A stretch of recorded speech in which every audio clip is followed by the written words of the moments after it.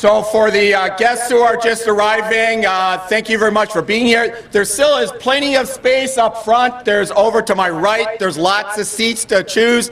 Over my left, there's a little bit. And of course, I can see all those folks up there in the hill. Some can't see me with the canopy there, but I see you up there. So thank you very much for coming and enjoy the shade, if nothing else. So welcome all to the Stillwater's Memorial Day ceremony. I am David Rattay, the chairman of the Stillwater Veterans Memorial, and your MC for the day.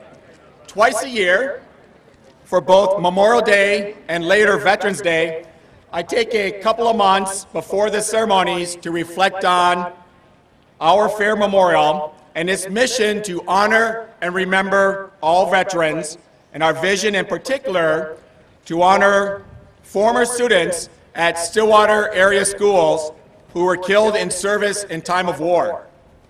This year, let me say it again. This year, it was the prisoners of war missing in action service members and their families that caught my attention as I prepared for this event.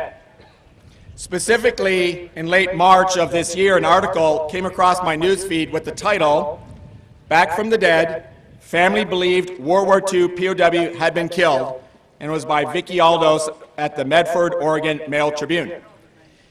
It's a fascinating story with many details of Frank Hernandez's ordeal as a prisoner of war, starting with his capture and near-death experience in 1944 Germany, his time as a prisoner of war in Stalag 11A prison camp, and his repatriation travails.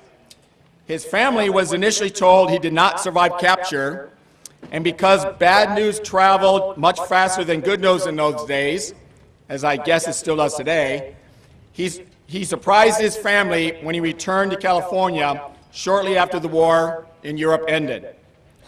While we're grateful for all who have served, on this day each year, we specifically mourn with the families of service members who paid the ultimate sacrifice in service to their fellow countrymen, as well as we take special note of those who had been taken capture as prisoners of war, whether they survived the ordeal or not, and remember those who have gone missing in action.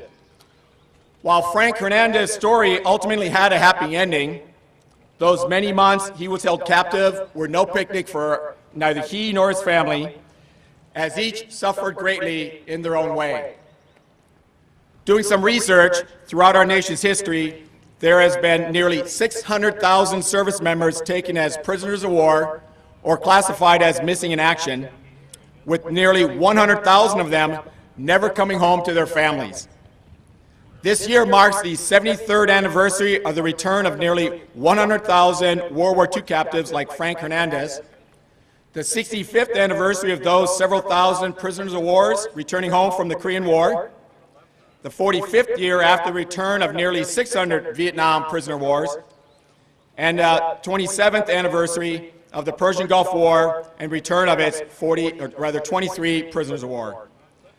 On a happy note, as for Frank Hernandez, he and his wife Carmen just celebrated their 70th anniversary last month. May we all be as blessed by his sacrifice at the hands of our enemy, on behalf of us all, in defense of our great nation. Alan Marsh notes, "Freedom has not come free. No one can attest to this better than the men and women who have served in the armed forces of this great nation we call the United States of America. No one knows better what it is like to have that freedom suddenly snatched away than those individuals who, in the process of serving their country, have found themselves prisoners of war. It is an experience neither asked for nor desired." On behalf of a grateful nation, thank you, Frank Hernandez, and thank you to other prisoners of war, missing in action members, and those who served our country and provided the ultimate sacrifice, as we specifically remember you today on this Memorial Day, 2018. Please rise for the singing of our national anthem by the Croix Corpsmen and the invocation by Stillwater Veterans Memorial Board member Tom Simonette. The Star-Spangled Banner, our national anthem. Oh, say, can you see by the dawn's early light what so proudly we last gleaming, whose broad stripes and bright stars through the perilous fight o'er the ramparts we watched were so gallantly streaming, and the rockets' red rockets flared in air gave proof through the night that our flag was still there. Oh, say does that star-spangled banner yet wave o'er the land of the free and the home of the brave.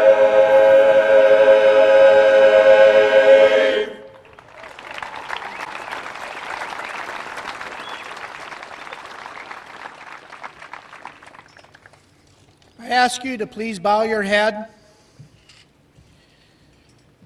Lord, today we honor our fallen veterans, worthy women and men who gave their all when they were called upon to serve and protect our country.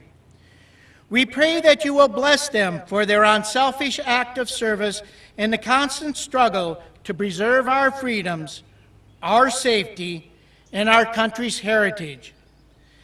Bless those veterans for the hardships that they had faced, for the sacrifice they had made, and for the contribution to Americans' victory over tyranny and oppression. We respect them today, we thank them always, we honor them forever, and ask you to bless us all here present today who honor the memorial of our brave women and men with your peace and happiness for all eternity. Amen. Guests, please take your seats.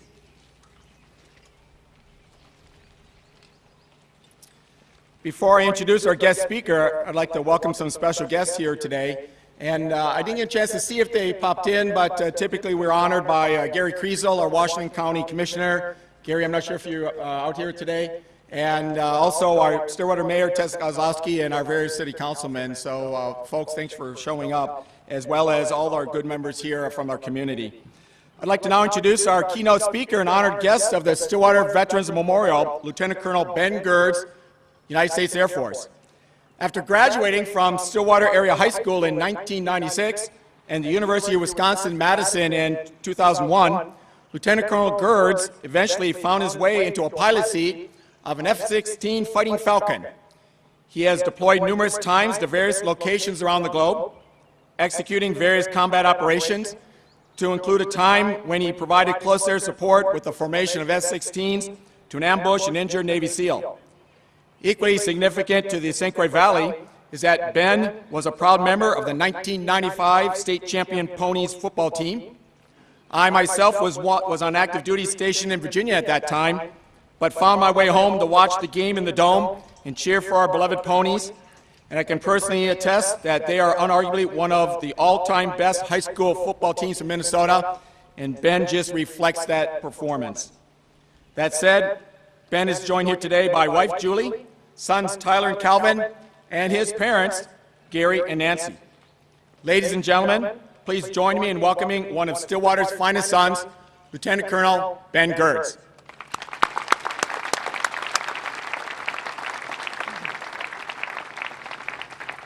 Thank you, Mr. Ette. Council members, Mayor Kozlowski, thank you for this memorable opportunity. And thank you for your ongoing support to this outstanding organization, the Veterans Memorial Organization. Veterans, family members, fellow Minnesotans, Ponies, I am truly honored to be able to share this day with you. Thank you for your time and respect for those that have made the ultimate sacrifice for our great nation by being out here today. I'm honored and excited to reflect with you about what Memorial Day means to me. The meaning of this day for me has changed over time. It began for me with parades, picnics, the kickoff to a summer, barbecues, going up to the cabin. But as I grew, I met people who had lost loved ones in combat. And I also met those that had been fortunate enough to survive combat and come home and tell the stories of those who did not make it. And so for me, for Memorial Day, it has evolved into encompassing not only the stories of our fallen heroes, but also cherishing the lessons we learned from these heroes that were able to return, tell the story of those fallen comrades, and teach us about their virtues with life. So essentially, Memorial Day for me is a chance for us to honor the virtues and the sacrifice of those who have created what is for us now our new normal. So 24 years ago, I stood on these grounds, except I had tight-rolled Gerbeau jeans and a trapper keeper going to Stillwater Junior High in this very location. As an eager student, I swam in the Tozier Pool. We ran back and forth in the tunnel between the east and west wing, and I walked down the hill to go to basketball practice at the Stillwater Armory. So this location invokes great memories for me of growing up in Stillwater as a Stillwater kid. What the Veterans Memorial Organization has done here on this piece of ground, I don't think they could have done better. A better tribute to our fallen heroes in a more well-suited location. So thank you to the Veterans Memorial Organization. Every day I went to junior high on this ground, I noticed that Civil War monument across the street up on the grass. I didn't really understand the true meaning behind it. I respected it, but it was too distant, and it was hard for me to picture Stillwater citizens dropping everything that they knew, their families, their loved ones, and going off to combat and not knowing that they may come back. That monument was championed by Samuel Bloomer, who was a true Stillwater and Minnesota hero. When Civil War broke out, Samuel Bloomer volunteered right away for service. Simultaneously, Alexander Ramsey, the governor of the 3-year-old state of Minnesota, volunteered 1,000 men to Abraham Lincoln to fight in the effort. Of those 1,000 men, Company B was made up of 100 Stillwater soldiers known as the Stillwater Guards from right here in Stillwater, of which Samuel Bloomer was one of. Samuel Bloomer, with Company B, was wounded during the Battle of Bull Run. Later, at the Battle of Savage Station in Pennsylvania, his color bearer was killed, and he picked up the flag and charged forward for another 5 hours during that battle. For his heroism and bravery during that fight, he was promoted to be the color guard for Company B going forward. Later, at the Battle of Antietam, he was again shot in the leg, where he crawled out of the line of fire, spent 3 days behind enemy lines being captured by Confederate soldiers. When the Union was able to take back the ground where he was located, he was reunited with Company B. Alongside Samuel Bloomer fought the men of Company Bravo. During the Battle of Antietam, while he was carrying the colors, Stillwater resident Oscar Kornman and Patrick Fallahy were killed. Also, William Bates, August Koenig, and Ole Thompson and several others fought gallantly during the Battle of Gettysburg but lost their lives. These were all Stillwater men. They left their businesses, their families, their churches, and their loved ones to defend all that we knew. Their names are on this monument behind me. Samuel Bloomer and the men of Company B carried the flag for us. Samuel Bloomer refused to let the memory of his fallen comrades diminish. He devoted the remainder of his life to preserve their honor. Heroes like Bloomer, who witnessed the horrors of war with his own eyes, educated, reminded, and shepherded our remembrance in the public through what became Decoration Day, where they would decorate the graves of fallen Civil War soldiers and eventually became Memorial Day as we now know it. This year we mark the centennial of World War I, the Great War, the 5-year war that was to end all wars. Again, Minnesotans stepped up and answered the call of duty by mustering thousands of soldiers to send to the horrific trench warfare across the Atlantic. The 34th Infantry Division, Red Bulls as they are now known, carried Stillwater men forth into the fray. 23 Stillwater men did not return. Their names are on this monument behind me. Colonel Joe Sam Samuelson was one of my heroes in high school. He was also one of my football coaches. Coach Sam was tough. He didn't accept anything less than 100% effort. 90 18 and 17-year-old kids looked at him with pure admiration and respect, which was no easy feat with a bunch of teenagers. Coach Sam had stormed the beach in Normandy on June 6, 1944. He didn't know how to swim, and he was worried about that going into his landing. He was assured that his landing craft would drop the front gate and he would run down onto the beachhead and do his assigned task. In reality, the front door of that landing craft fell down and they got raked with machine gun fire, at which time Coach Sam, Colonel Sam, jumped over the side, sunk to the bottom with his heavy pack on in 8 feet of water. He saw the light glimmering off the surface of the water above him, and he did what he knew how to do, and he ran, gasping and choking until he hit the beachhead, took cover, and got the mission done. On the day before our football games, Coach Thole would hand over the reins to Coach Sam at the end of our last practice before each game, and he would give us a incredibly motivating and inspirational speech that a lot of us still remember to this day.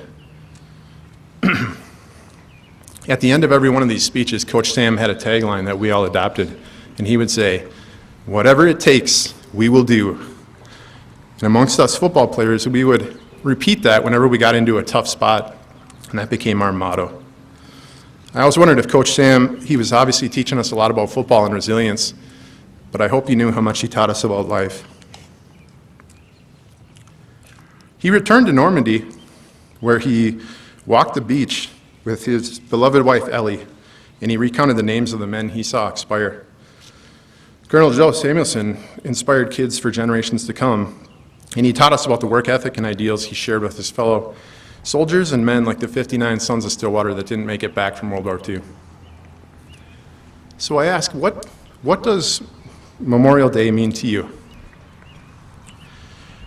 We can take measure to remember the service of fallen heroes, like Samuel Bloomer, who dedicated his life and monuments to remember these heroes. It helps me to think about what motivated these fallen heroes to diligently serve their country and what would they want us to do. I believe it would make them proud to remember, if they know that we remember the hardships that they went through, that enable us to enjoy our life, liberty, and the pursuit of happiness that the way we know how to now in the 21st century American way of life. Also, I believe that this Memorial Day and the security of our nation in general is a team effort.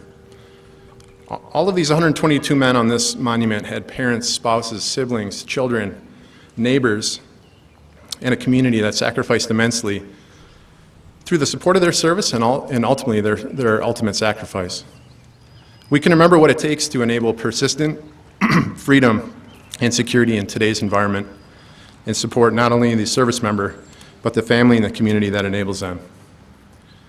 I know I could not have done the 7 deployments that I've gone on without the unwavering support of my wife and kids and family. So on our 14th wedding anniversary, thank you. I am lucky in that I constantly am thanked for my service every time I go out in public in my uniform. This small gesture by individual citizens goes a long way. It warms my heart and it really makes me want to keep doing what I'm doing as far as serving our country. It also makes me think about the Vietnam veterans I know that are in the audience today. I think about the fortitude and resilience that they displayed honorably and fearlessly carrying the flag for us without the constant reminder of support that I have. I try to never walk past a Vietnam veteran without expressing my gratitude, and I make it a personal vow to never do so. We personally remember and thank the families of Robert Aubin, Brian Brown, Gary Graber, John Holston, John Hansen, James Hicks, David Kink, Michael Kohler, Lloyd Kuhn, Douglas Merrill, Jeremiah McGarry, William Mackey, and Harold Smith, the Stillwater service members who gave their lives in defense of our country in Vietnam. We thank you. It also may be true that we can't help but remember our past heroes as they have become ingrained in us. I entered the military to become a pilot because of my grandfather, Louis Martin. Louis was a P-40 pilot in the Pacific Theater during World War II. And I grew up awestruck by his vivid stories of air-to-air combat over New Guinea. Through my first 17 years in the military, Louis came to my graduations and followed my career closely. I felt like I was piloting my F-16 through footless halls of air that he had vacated 60 years prior. After Louis passed away in 2015, I had an interesting experience during a complex night mission. I was holding short of the runway, ready to take off, and I had a moment. I looked down for a second, and I looked at all the mission materials and all the heavy gear I was wearing for my G-suit and harness and survival vest. And for a split second, I thought, I was in over my head. I had lost my footing and my confidence without Louis behind me mentally, and I wondered, can I do this? And then as quickly as that happened, right away it came back, and I realized that all of his pride and his stories were still with me, and I could do this. I could do this no problem. I could carry that flag. It was that momentary pit-in-your-stomach feeling that was immediately replaced by the overwhelming sense of protection and comfort from our forefathers and what they have instilled upon us. I know every one of you out there has a little piece of what one of these heroes has taught you, and that you carry that forward in you. You may not have ever known a single individual whose name is inscribed on the monument behind me. However, we can all carry forward the remembrance and inherent characteristics you have learned from our past American military heroes, those who perished in combat and those who made it back to tell their story. Let us honor them by enjoying the freedoms that they have created and preserved. Let us honor them by having the discretion to focus on the things in life that are important. Let us honor them by remembering that this is a team and a community effort. Lastly, we are Minnesotans, so we will remember. We're from Stillwater. Whatever it takes, we will do. And we are Americans. We will carry the flag. Thank you, Stillwater, and God bless America.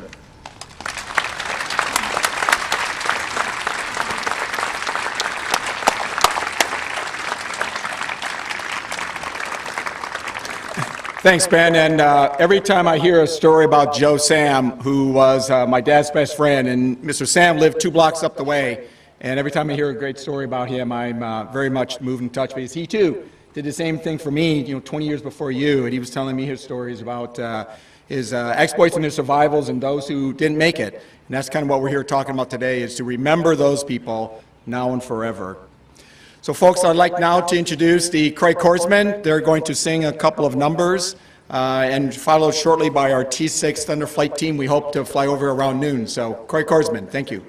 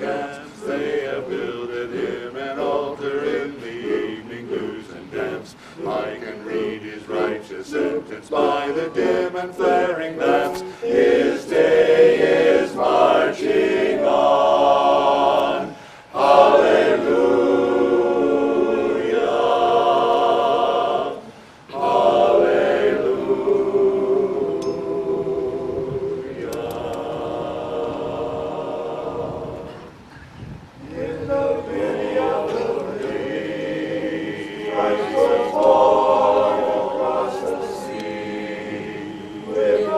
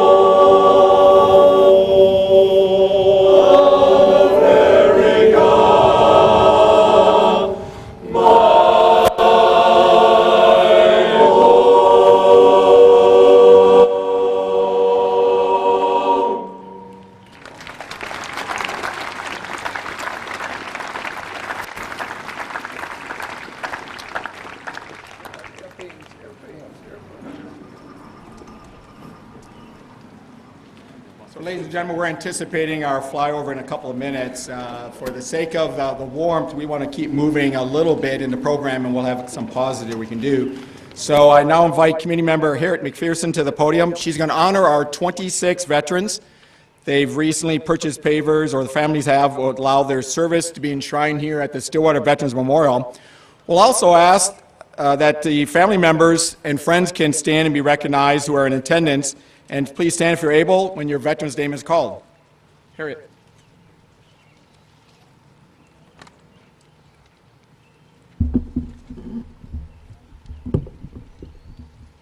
Good morning, everyone. Happy to have you here for our Memorial Day. We're happy to have all these new veterans have a paver here with us.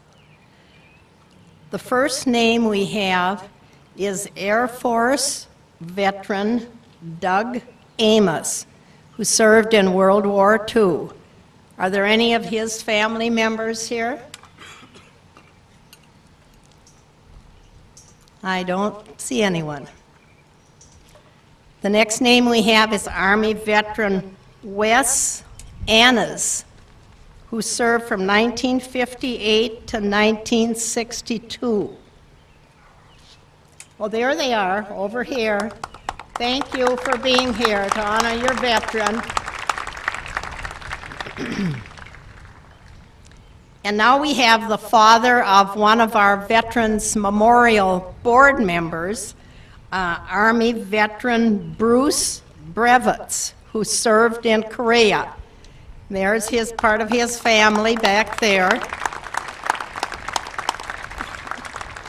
And along with Bruce is his dad's very best friend, Army veteran Donald West, who served from 55 to 56.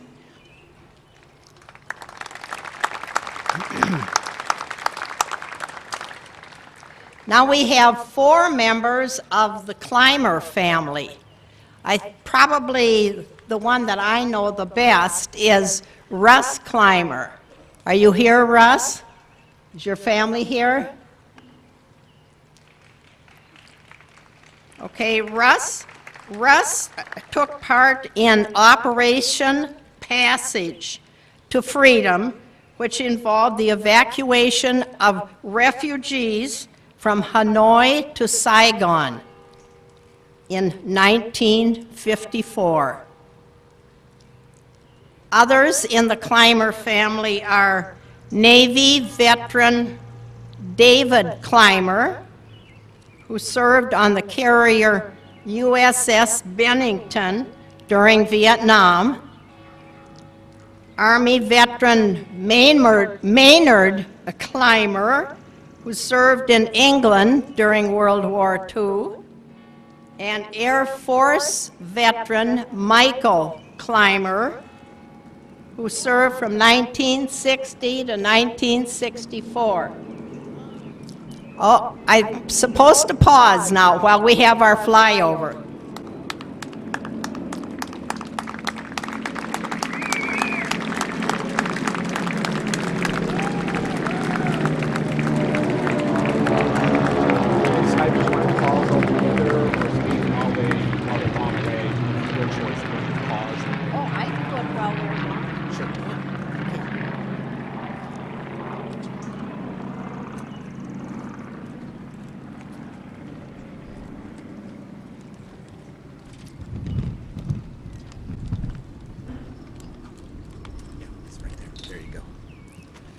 We will continue moving until the planes come back again.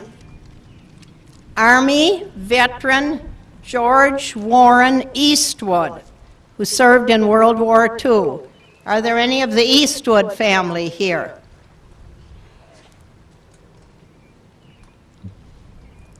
We have Marine veteran Ken Erickson, who served from 1955 to 1959. Any of the Erickson family here?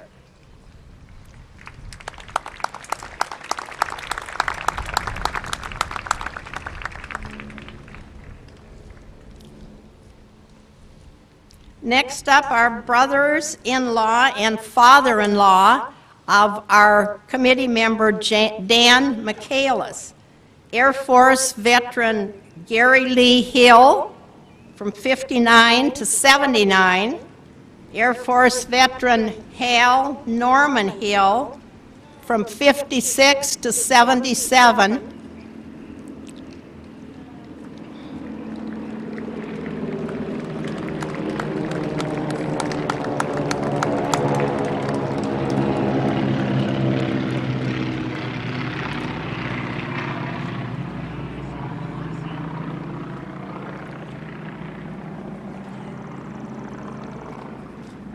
Kind of fitting that we have these Air Force veterans right when we are having our flyover.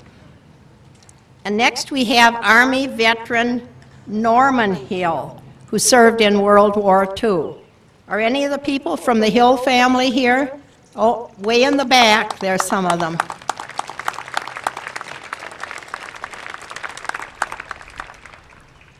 From the Jadwin family, we have 4 members. Air Force veteran Brandon Jadwin from 2008 until 2016. Marine veteran Gene Jadwin from 1956 to 58. Oh, I hear some hollering way up there. Must be part of the Jadwin family up there. Marine veteran Ken Jadwin from 78 to 82, and Marine veteran Mark Jadwin from 78 to 81. There they are, way up on the hill, where it's cool.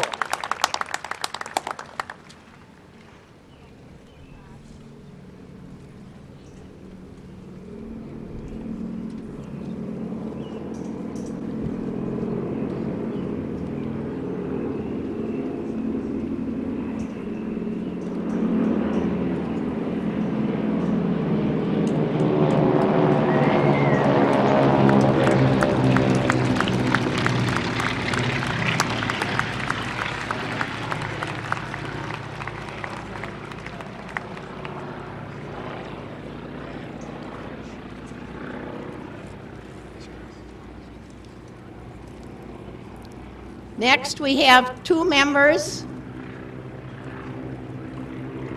I'm going to wait.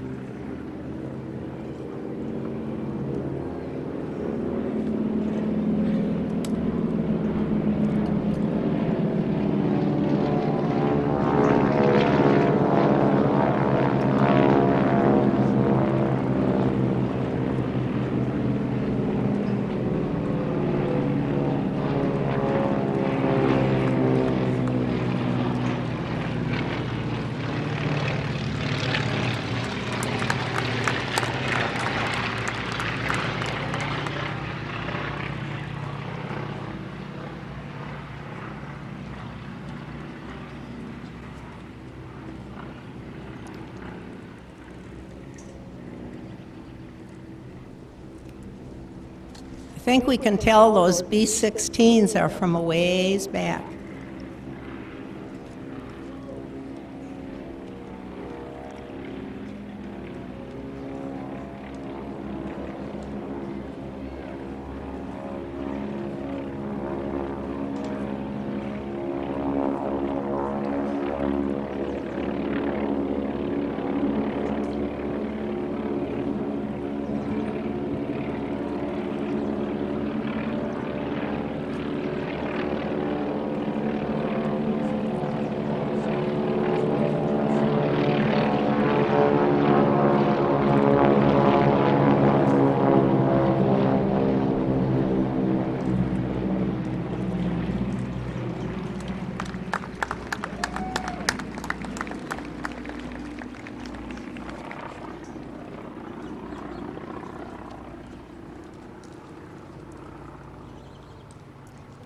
From the Kiso family, we have 2 Navy veterans, Dennis Kiso served from 67 to 69, and Richard Kiso from 67 to 70.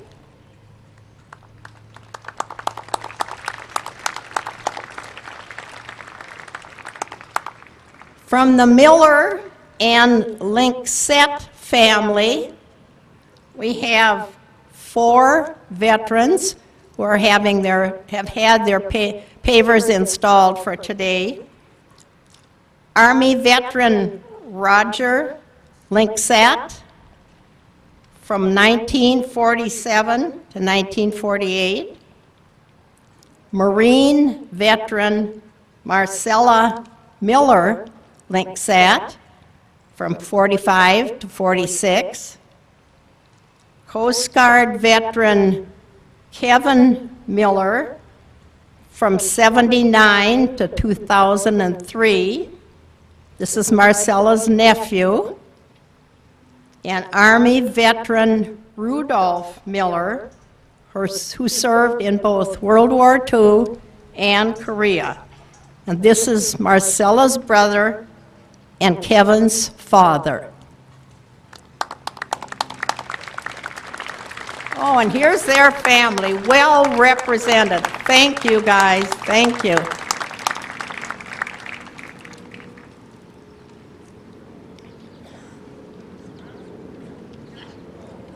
Dave, do you think they're done? This might be this way. Okay.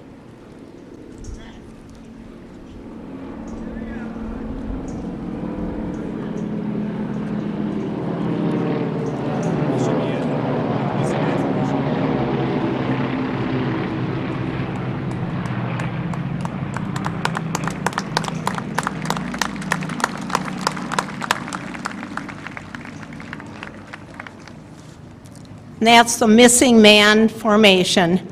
And I know that many of you know that I had a brother in the Air Force, is still a missing man, serving in Korea, shot down over North Korea, and our family still doesn't know. Maybe now with President Trump and Kim talking, maybe we'll get into North Korea and be able to exhume more remains of Americans.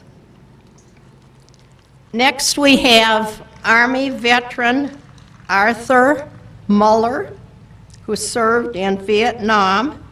He volunteered at age 17 and subsequently was in Vietnam for his 18th birthday. Do we have any of the Muller family here?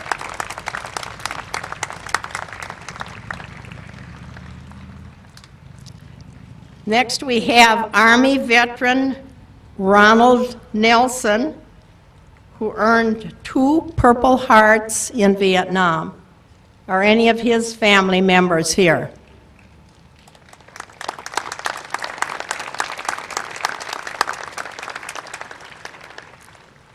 And last but not least is Stan Shale, who served in World War II. And I'll bet some of Stan's family are here. There they are.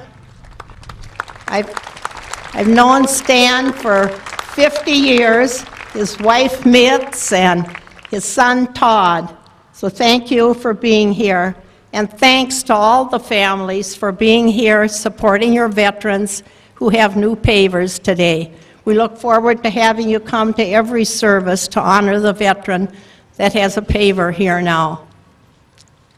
I'm going to introduce John Kramer, a committee member who is going to talk about all Minnesotans that have passed, also veterans, Minnesota veterans that have passed away this last year.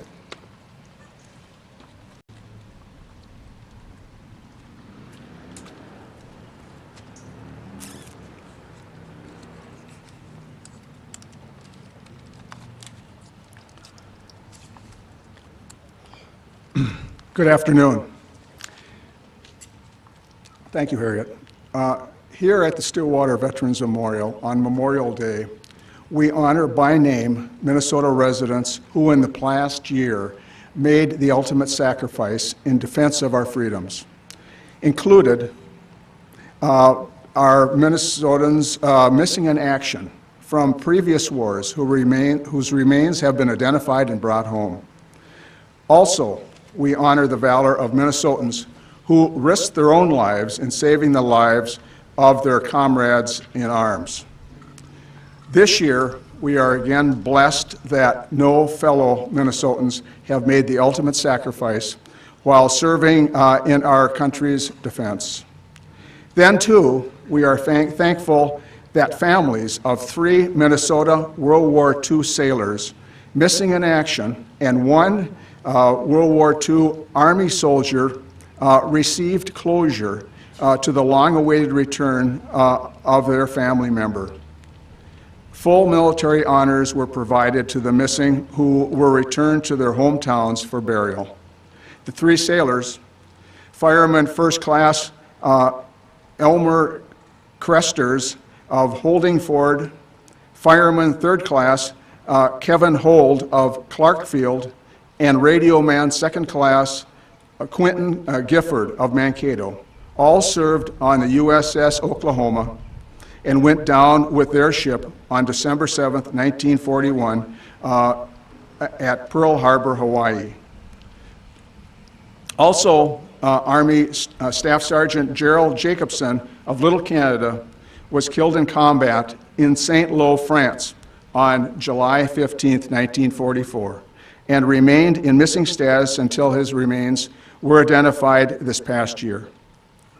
Also this past year, we lost Minnesota's last living Medal of Honor recipient, U.S. Air Force pilot Colonel Leo Thorsness of Walnut Grove, whose selfless valor saved lives of fellow comrades in arms over the skies of North Vietnam, only to thereafter spend 6 years as a prisoner of war before returning home. Colonel Thorsness was buried at Arlington National Cemetery earlier this year. We honor now and forever these individuals and all others for the ultimate sacrifice they made and the valor of their deeds. Thank you.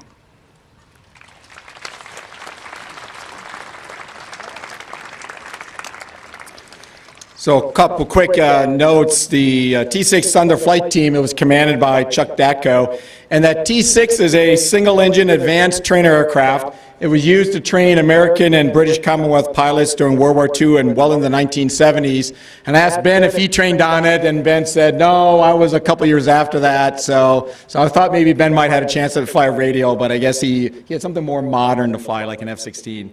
So the other thing is I'd like to note, as we bring these pavers on board, you get to know the families a little bit, and sometimes some more than others, especially the Miller-Lixet family, because they've got like a battery of pavers over there, and they're some of my best friends here because I've talked to them on the phone or in person quite a bit. So I want to tell this little anecdote. Roger Lixet, he was the youngest of 4 boys that joined the military, and I can identify that. But his brother Oliver was killed in Okinawa in 1945, and so we deeply remember that. But Marcella, I think, had to be a pretty neat person, and Howard showed me her picture and just a few minutes ago before the ceremony began. And Marcella used to tease Roger all the time that she was a Marine and he was only Army. So I think that's appropriate for Marcella. So thank you for Miller-Lixet family, your continued support of this memorial. So at this time, we'd like to honor those who paid the ultimate sacrifice in defense of our country. In particular, we're going to honor through recognizing the services that our country has in play. And I'll introduce individuals that represent those various branches of the service, and they're going to be laying wreaths on the various crosses behind me, as well as remembering our missing in action and prisoners of war. So first off, I have from Army veteran Peter King, and Peter is going to place a wreath on behalf of the United States Army.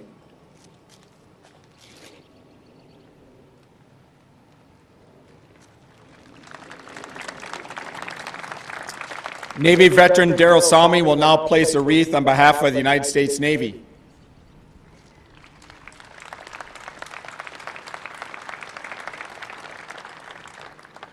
Marine Corps veteran Michael Dolphin places a wreath on behalf of the United States Marine Corps.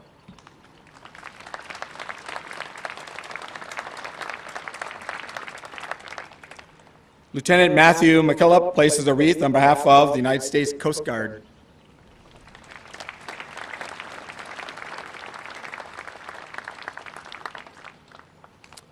Joseph Lucetta places a wreath on behalf of the United States Merchant Marines.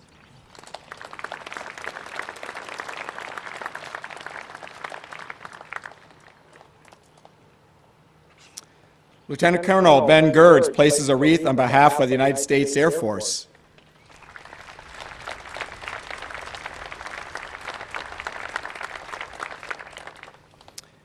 And on behalf of our prisoners of war and missing in action service members from all our nation's wars and conflicts, and certainly on behalf of her brother, Harriet McPherson, places a wreath as well.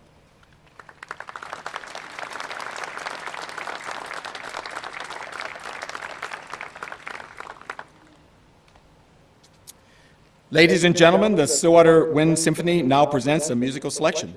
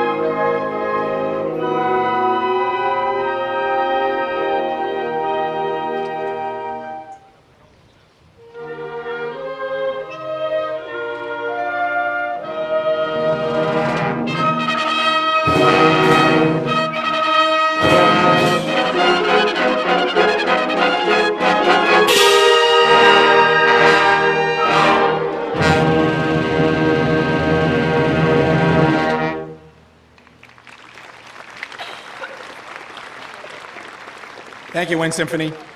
I now present Mr. Dave Carlson and other members of the Stillwater Veterans of Foreign Wars who will pay tribute to our fallen heroes.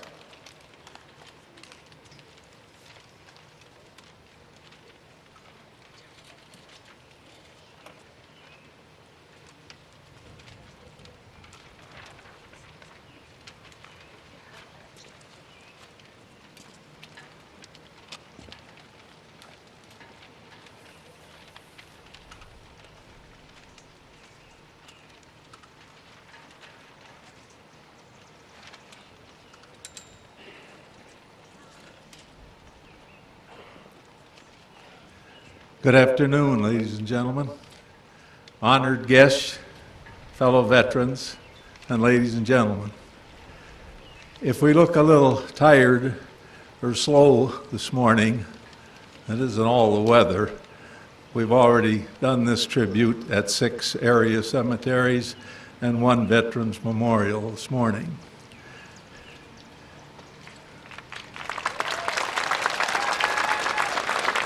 I want to thank you all for being here to help us honor and remember our fallen comrades, the men and women who gave their lives for you, for me, and for that flag and everything it stands for.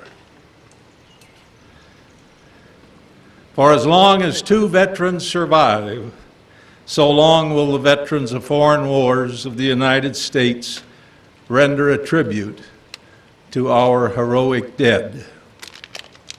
Comrades, attention. On this day, forever consecrated to our heroic dead, we are assembled once again to express sincere reverence. This place represents the resting places of many departed comrades who served in all wars. Wherever the body of a comrade lies, there the ground is hallowed. Our presence here is in solemn commemoration of all these men and women, an expression of our tribute to their devotion to duty, to their courage, and to their patriotism. By their services on the land, on the sea, and in the air, they have made us their debtors. For the flag of a free people still flies over our nation.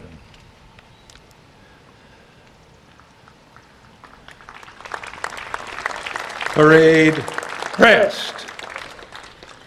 Comrade Chaplain, you will ask the divine blessing.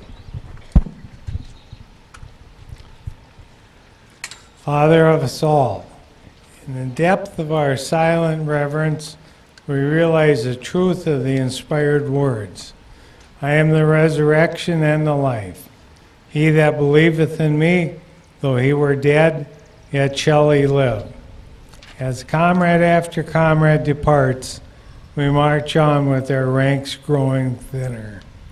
Help us be faithful unto thee and to one another.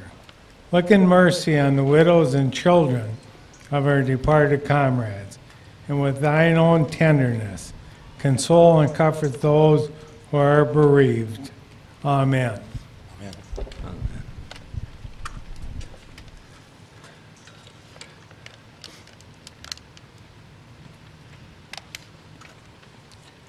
Attention. Officers and members of Greeter Hines Comfort Post 323, veterans of foreign wars of the United States, we will now pay our respects to our departed comrades. In so doing, we offer a solemn tribute to all comrades wherever they may rest. Comrade Senior Vice Commander.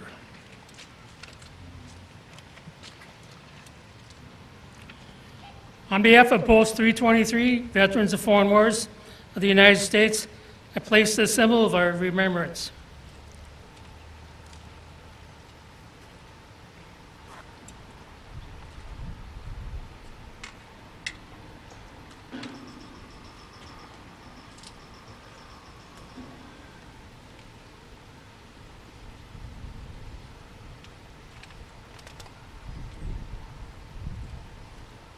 Comrade Junior Vice Commander.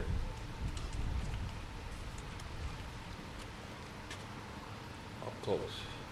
I place this white symbol of purity. May each future generation emulate an unselfish courage of all the men who fought for freedom.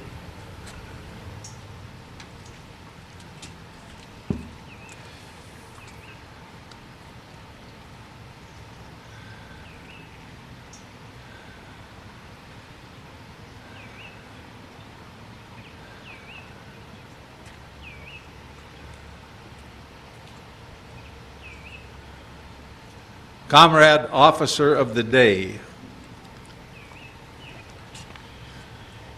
In memory of the heroic dead who have fallen in defense of the United States of America, I place this red carnation, this tribute of our devotion and everlasting remembrance.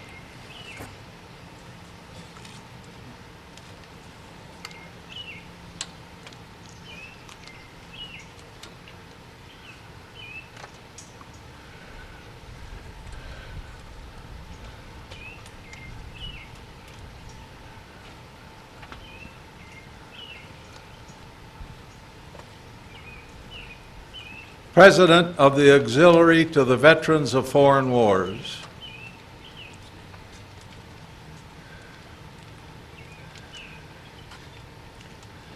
On behalf of the Auxiliary of the Veterans of Foreign Wars of the United States, I place this emblem of eternity. Its color bespeaks the life everlasting. Thus do we immortalize the brave deeds of our soldiers, sailors, airmen, and Marines who have given their lives on land, sea, and in the air.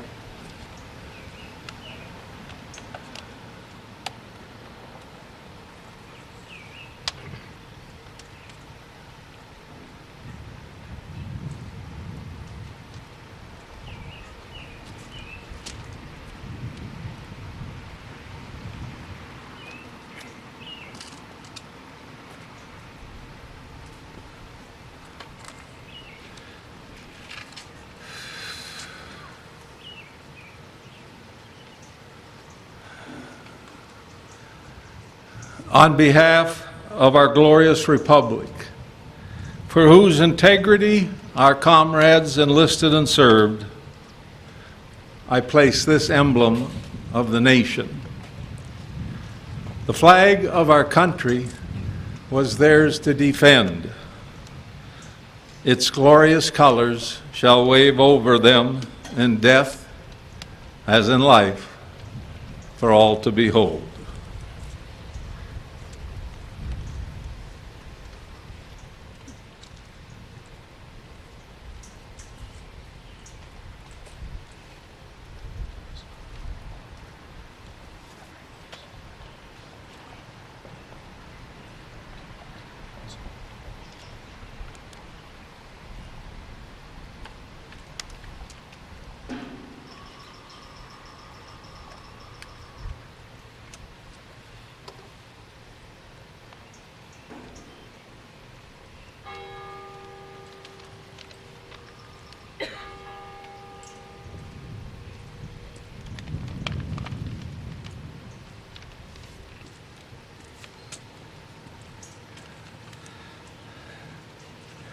To you, comrades who have departed, we render a silent salute. Comrades, salute. 1,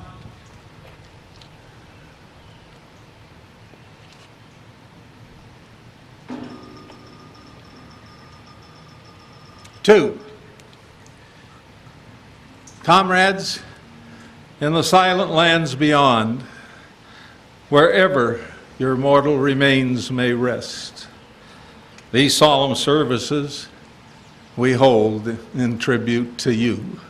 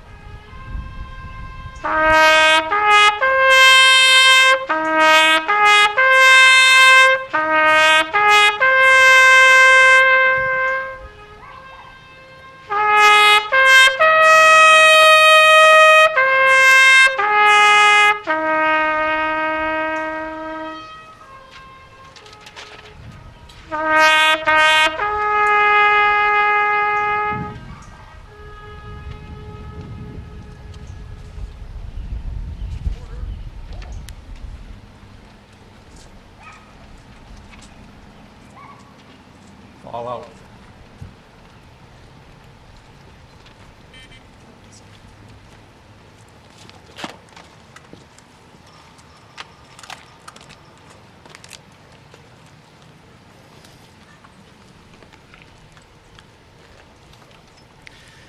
Ladies and gentlemen, as we near the conclusion of our Memorial Day ceremony, I'd like to thank you all for coming today. A special thanks goes out to our guest speaker, Lieutenant Colonel Ben Gerds, all those who participated in this event, and certainly all those for behind the scenes who made this ceremony happen. You'll find their names in the back of your program, which include Johnny's TV, Valley Access Channel for media support, Cub, Kowalski's, Covers, and Dunn Brothers, who provided our refreshments up here. So we have a few more still remaining, so when the ceremony concludes, please come down and eat us out of a house and home, and we greatly appreciate it. Stillwater Wind Symphony, of course, and the Craig Korsman for our music.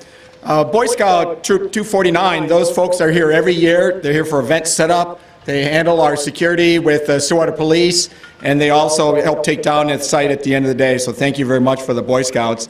And there are several other volunteers, some of whom are identified in your program. Now, people of special note include each member of the Veterans Memorial Board, community volunteers, especially Karen Miller, who labors tirelessly here with the flowers and the roses up front, as well as Karen Rattay for our flowers and plantings on the side and in the back. So thank you very much, ladies. The Stillwater Public Works, and I mentioned already the Stillwater Police team, their support. And lastly, our site contractor, Rob Walker of Stillsville, who labors tirelessly year-round at this site, both winter and summer.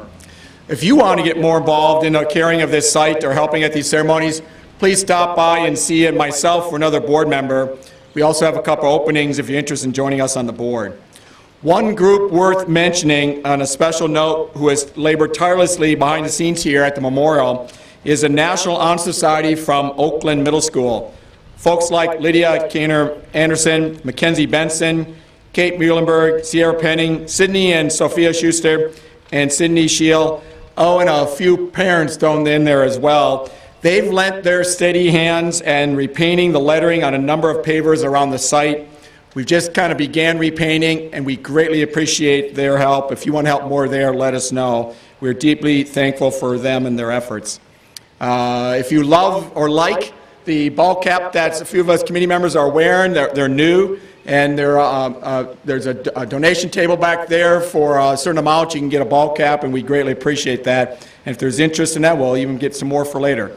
Upcoming events, it's in your program, August 13th, early evening benefit dinner cruise on the St. Croix. That benefit dinner cruise, we not only invite gratis the World War II veterans and the Korea War veterans and an escort, but then we invite the rest of the general public too. But the proceeds from that event help put on this event. We could not do this without that. Each one of those planes flying by costs a little bit of money to make that happen, and we provide that money. So your support through either donations or pavers or attending the dinner cruise provides direct support into this programming. And then lastly, we'll be back here for the Veterans Day ceremony on November 11th. So again, check your program inserts or visit with a committee member. One last item, if you're a veteran or you got a 7-ton truck there, Tom, if you're a veteran and you wish to march in the Stillwater Lumberjack Days Parade on Sunday, July 22nd at 1 p.m., I know who runs that parade. You can see me. I'll hook you up with him who is me, and I'll tell you more about that. So we'd like to invite all veterans to march in the parade if you'd like. So providing our benediction today is Deputy Russell Fox and Sergeant Wayne Johnson of the Washington County Sheriff's Office playing Amazing Grace. Gentlemen.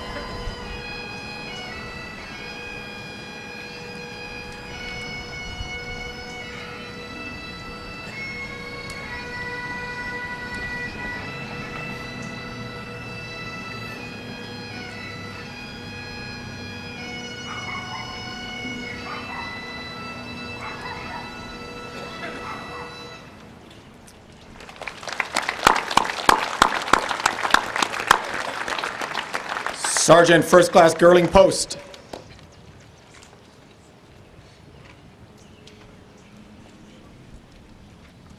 Ladies and gentlemen, please rise while we return our flag to full staff and then retire the colors.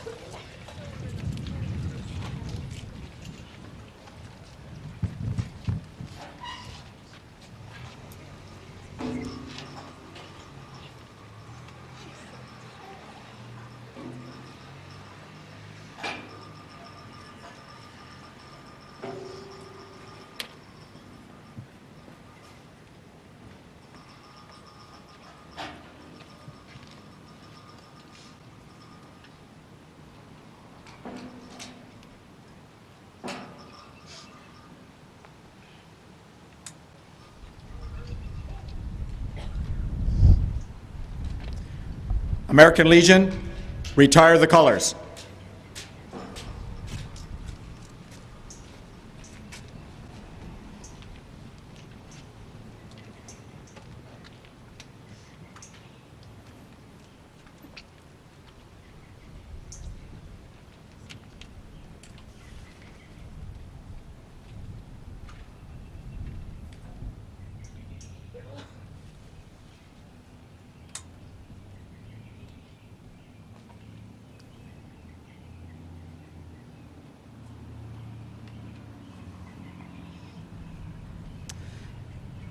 Again, thank you all for coming today. Please stick around and partake in the refreshments in the back, very kindly provided by our sponsors.